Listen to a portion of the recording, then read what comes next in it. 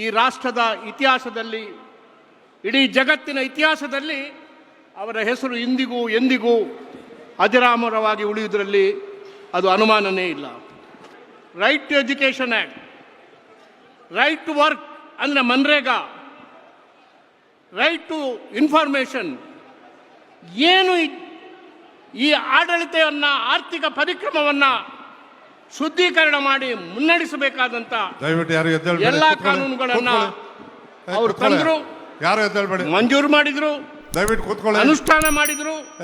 ಎಲ್ಲವೂ ಕೂಡ ಆಡಳಿತಾತ್ಮಕವಾಗಿ ಅತ್ಯಂತ ಸೂಕ್ತವಾದಂಥ ಕಾನೂನುಗಳನ್ನು ತಂದಂಥವರು ಡಾಕ್ಟರ್ ಮನಮೋಹನ್ ಸಿಂಗ್ ಅವರು.